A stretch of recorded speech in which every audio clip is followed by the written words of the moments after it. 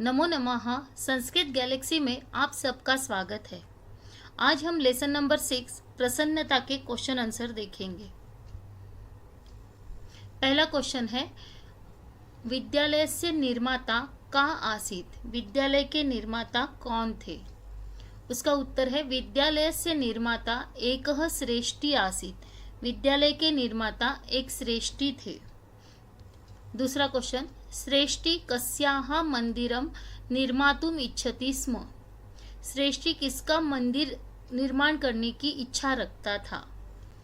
उसका आंसर है, श्रेष्ठी विद्यायाः मंदिरं निर्मातुम इच्छति स्म। श्रेष्ठी विद्या का मंदिर निर्माण करने की इच्छा रखता था।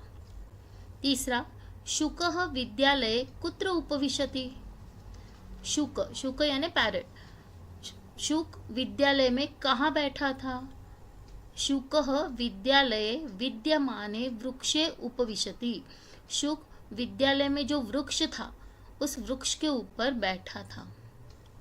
अगला क्वेश्चन है, अस्मिन् संसारे कति विधाः जनाः सन्ति। इस संसार में कितने प्रकार के लोग होते हैं? उसका आंसर है, अस्मिन् संसारे त्रिधाः जनाः सन्ति। इस संसार में 3 प्रकार के लोग होते हैं। अगला क्वेश्चन, वस्तुतः सुखम दुखम च कुत्र विद्यते। वास्तविक रूप में सुख और दुख कहाँ विद्यमान होता है? आंसर है, वस्तुतः सुखम दुखम च मानवस्य अंतःकरणे विद्यते। वास्तविक रूप में सुख और दुख मानव के अंतःकरण में, मन में होता है। अगला क्वेश्चन लिखामो वयम से है, गद्यांशम पठित्वा अधोदत्तान प्रश्नान उत्तरत। आपके टेक्स्ट बुक में एक पैराग्राफ दिया है, उस पैराग्राफ के ऊपर से आपको यह क्वेश्चन आंसर ढूंढ के लिखने हैं। तो उसमें सबसे पहला है, एक पदेन उत्तरत। खिन्न स्वरेन कह वदति। खिन्न यानी दुखी। दुखी स्वर में कौन बोला? प्रथम कर्मकारः। उसका आंसर है प्रथम कर्मकारः। पहला जो कर्मकार सेवक था वह बहुत ही दुखी स्वर में बोला।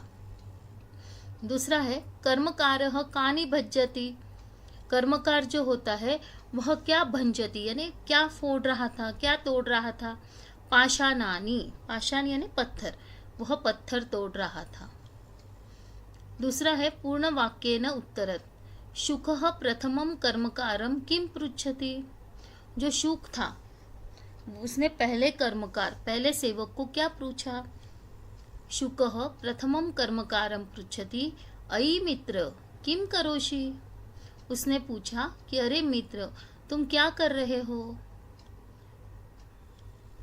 दूसरा क्वेश्चन, अंतिमः कर्मकारः प्रसन्न मनसा किम वदति। जो अंतिम सबसे अंत का जो कर्मकार था वह प्रसन्न मन से क्या बोला?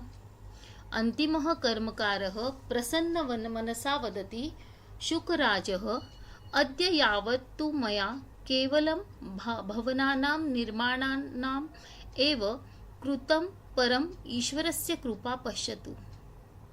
अद्य विद्यायाः मन्दिरस्य निर्माणं करोमि। अत्र अनेके अपि छात्राः स्वभविष्यं निर्माणं करिष्यन्ति। एतत् मम सौभाग्यम्। उसने कहा कि मुझे मेरे ऊपर ये कृपा है कि मैं जिस मंदिर का निर्माण कर रहा हूँ उस मंदिर जो विद्या का मंदिर है वहाँ पर अनेक लोग खुद का भविष्य निर्माण यहाँ पर करेंगे। यह मेरा सौभाग्य है। अगला है, पूर्ण संख्या पदम चित्वा लिखाम। यहाँ पर संख्या पद है उसे ढूंढ कर निकले हैं। पहला है, शुकः प्रथमम कर्मकारं पृच्छति। यहाँ पर प्रथमम यह आंसर है। दूसरा, शुकः अंतिमस्य कर्मकारस्य समीपम गच्छति। तीसरा है, कॉमनवेल्थ क्रीडासु भारतीय दलम चतुर्थम स्थानं लब्धवान्। बालकेषु इति पदे सप्तमी विभक्ति ही विद्यते। सुरेशः कक्षायां पुरतः पंचमः अस्ति।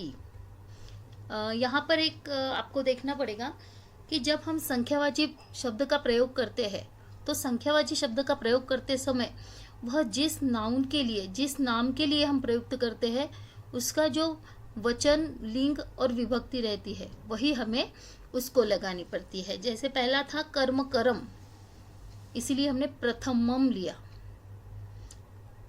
उसी प्रकार स्थानम चतुर्थम, विभक्ति सप्तमी, पूरतः पंचमः। इस प्रकार संख्यावाची विशेषण का प्रयोग करते समय हमें नाम का लिंग वचन की तरफ भी ध्यान देना होता है। अगला क्वेश्चन है यथा निर्देशम उत्तरत। शुकः अंतिमं कर्मकारं निकषा गच्छति, अस्मिन् वाक्ये किम क्रियापदम। अब ये जो वाक्य है इसमें क्रियापद कौन सा है? गच्छति। दूसरा क्वेश्चन, अद्य विद्यायाः मंदिरस्य निर्माणं करोमि, अस्मिन् वाक्ये किम अव्ययपदम। इसमें कौन सा अव्यय है? अद्य।